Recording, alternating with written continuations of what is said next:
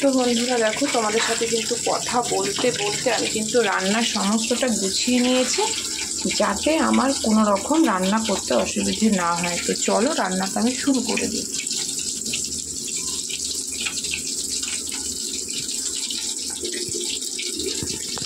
ভাবছি ক্যামেরাটা কোথায় সেট করব, কারণ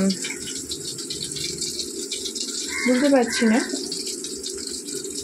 তো চলো হাতেই রেখে আপাতত করি, যখন অসুবিধা হবে। তো বন্ধু, সময়টা খুবই খারাপ যাচ্ছে, কারণ কালকে একটা টোটো এসে আমাকে ধাক্কা মেরে দিয়েছে। হাতে, ডান হাতে প্রচণ্ড লেগেছে।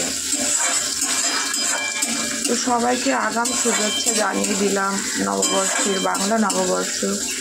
সামনেই বাংলা নববর্ষ আসছে, এবং সমস্ত মায়েদের, সন্তানের মায়েদেরও শুভেচ্ছা নীল পুজোর জন্য।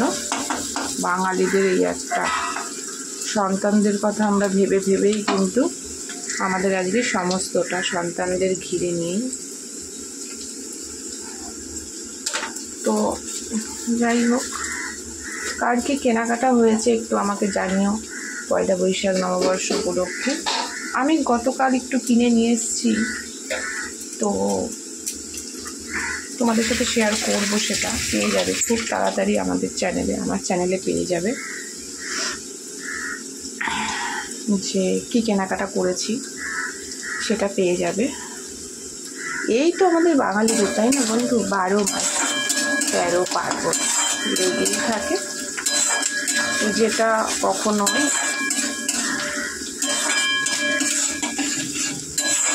ঠিক থাকে না।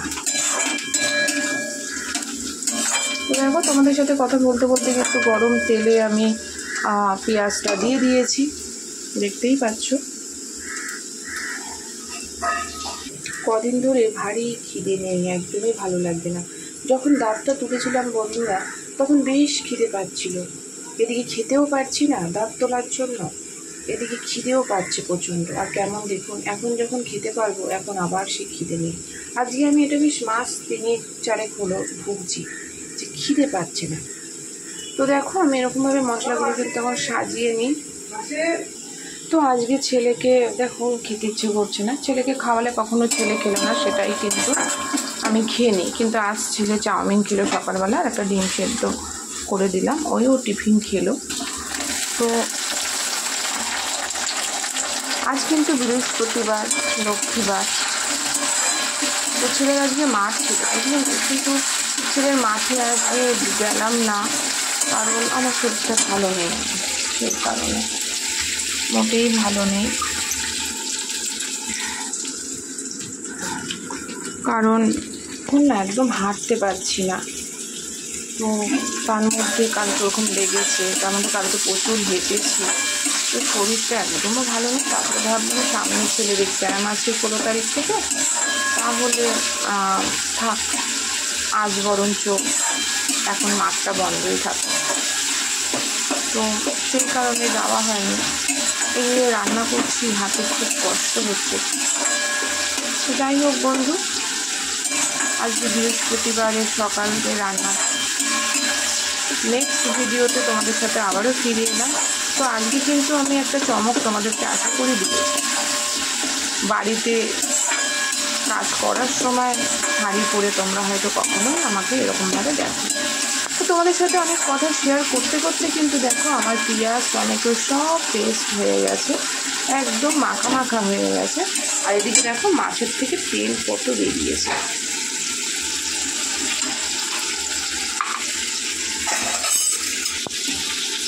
তো এটাই হয়, এই মাছগুলো না খেতে ভারী ভালো লাগে।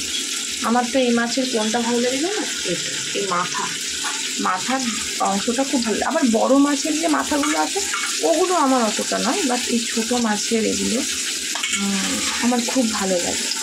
তো এটাই তোমাদের সাথে আগে আমি এই ভিডিও, মানে এই মাছের রেসিপি শেয়ার করেছি, এবং তোমরা আমাকে অনেক অনেক ভালোবাসা দিয়েছো। তো সত্যি কথা, অনেক অনেক ভালোবাসা দিয়েছো।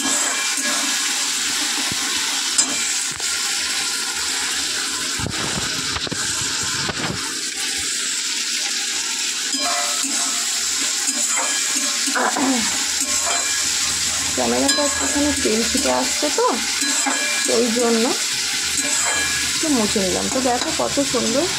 আর আমি বন্ধুরা এবারে আমি আলুগুলোও দিয়ে দিই, কারণ আলুগুলো যেহেতু আমি ভাজি না একটা কারণে, এরকমভাবে আলু দিলে পরে না আলুটা বেশ নরম হয়, সফট হয়, জুসি টাইপের হয়।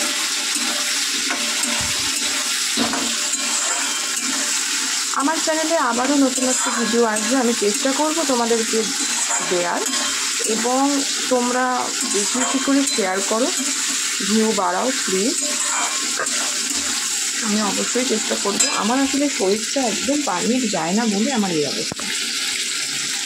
তেল থেকে মাছের কত সুন্দর তেল বেরিয়েছে।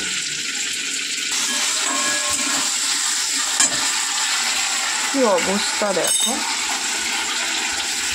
তো এই থালাগুলোতেই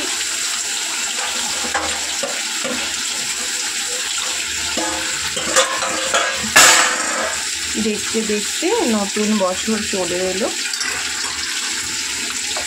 আমরা পুরাতনের সাথে যা খারাপ ভালো সেগুলো সব বাদ দিয়ে নতুনটাকে আমরা আগলে ধরবো এবং সুন্দরভাবে ওয়েলকাম জানাবো। দেখতে পাচ্ছি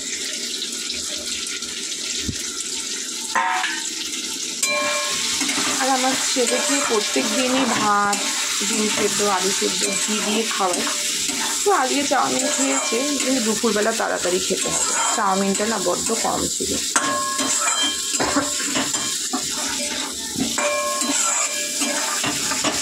না সুন্দর গন্ধ বেরিয়েছে, না সুন্দর গন্ধ বেরিয়েছে। তোমাদের সাথে কথা বলতে বলতে কিন্তু আমার রান্না প্রায়, তো আমার কিন্তু রান্না অনেকখানি হয়ে গেছে বন্ধুরা, এখনও অনেক কাজ আছে। তবে রান্নাটা যেন চট জলদি হয়ে যাবে, এইটা হলেই হয়ে যায়, কিন্তু অনেক কাজ আছে। এখন অব্দি জামা কাপড় ছাড়তে ভেজাতে পারিনি। আমার না জামা কাপড় রোজ কাটা থাকে, এভরিডে।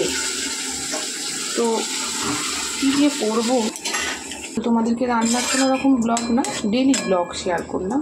তো দেখো এইভাবে মাছ কিন্তু আমি কষিয়ে নিই, খেতে দারুণ হয়। অনেকে আছে মাছ ভেজে তুলে রেখে দেয়, মশলা টশলা কষিয়ে জল দিয়ে ঝোল ফুটলে টকবক করে তখন হচ্ছে মাছ দিয়ে দেয়, কিন্তু না বন্ধু, এইভাবে মাছটাকে এই যে একটু কষিয়ে তারপরে যদি আমি মাছটাকে দিই না, দারুণ লাগে, দারুণ। মাছের মধ্যে সমস্ত মশলা ঢোকে এবং একটা জুসি ভাব আসে।